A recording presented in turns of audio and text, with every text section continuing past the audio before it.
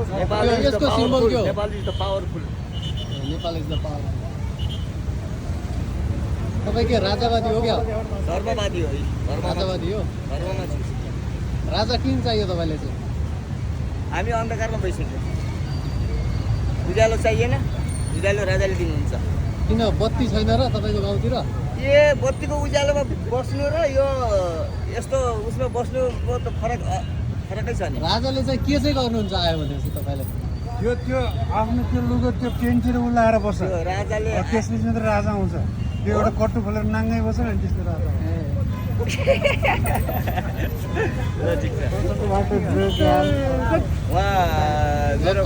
तपाईँ राजा किन चाहिन्छ भन्नु त? राजा किन चाहियो के ल प्रश्न? राजाको पालामा त बोल्न पाइँदैन, निरङ्कुश हुन्छन् राजाहरू भन्ने सुनेको थियो नि त हामीले। त्यो उसलाई राजा चाहियो। मलाई म अलि बोल्न मौका पाइनँ है। बोल्नु तपाईँ बोल्नु। ल बोल्नु त। राजाले त्यो बोल्ने मौका पाइन भन्ने शब्दमा चाहिने बोल्ने मौका किन पाइन्थेन र? पाइन्थ्यो त। राजाले त्यो बोल्न त्यो समस्या मैले पनि भोगिआउँ कि सेना परिचालन हुँदाखेरि 1 मिटरको तपाईँ र म मात्र कुरा गर्नु पर्यो भने पनि 1 मिटरको दूरी कायम गरेर मात्र बोल्न पाइन्थ्यो। त्यो पनि भोगेको हो मैले। त्यो किन गर्नुभयो राजाले? ताकि कोही पनि यस्तो चाहिने विदेशीका कोही अथवा कोही न कोहीले चाहिँ गलत चाहिने सन्देश दिन्छन् र देशमा फेरि अर्को चाहिने उग्रवाद निस्किन्छ भनेर जनतालाई बचाउन खोजेको। त्यो कसले बुझ्यो त्यो कुरा? जनतालाई बचाउन खोजेको त्यो दूरी कायम गर्नु, बोल्न दिएन भन्ने चाहिने त्यो चाहिँ त्यसरी बुझ्नुपर्छ।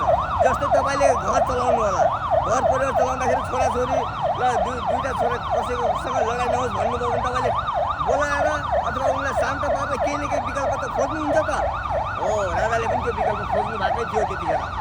त्यतिखेर 1 मिटरको दूरी थियो, सेना परिचालन थियो, जनता बचाउन यो विकल्प खोज्नु भएको। त्यस्तो यहाँ गर्छ कसैले? तपाईँलाई कस्तो खालको राजा चाहिएको? संवैधानिक राजा चाहिएको हो कि पहिलाको जस्तै राजतन्त्र चाहिएको? राजा निरङ्कुश संवैधानिक नै हो। संवैधानिक राजतन्त्र चाहियो तपाईँलाई अन्त? त्यसको लागि तपाईँ यहाँ माइतीघर मण्डलामा आउनु भएको छ। म त राजा समर्थक चाहिँ हो, राजावादी होइन। म धर्मवादी हो। धर्मवादी हो। धर्मद्वारा परिचालित हो। कुन धर्म भयो? सनातन धर्म। म यही देवी देवताबाट सनातन धर्मबाट परिचालित व्यक्ति हो। म कति वर्ष भयो अङ्कल यस्तो गर्नु? 11 वर्ष भयो। 11 वर्ष अनि भइसक्यो है। त्यसपछि म राष्ट्रको समर्थक हो। राजा बिना देश चल्न सक्दैन भन्ने आवाज गरेको छु। ल ठिक छ, तपाईँको शुभकामना, तपाईँलाई एकदम धेरै धेरै शुभकामना। राजा आओस्, हाम्रो पनि यही अपेक्षा छ है त। हस्, थ्याङ्क यू, धन्यवाद।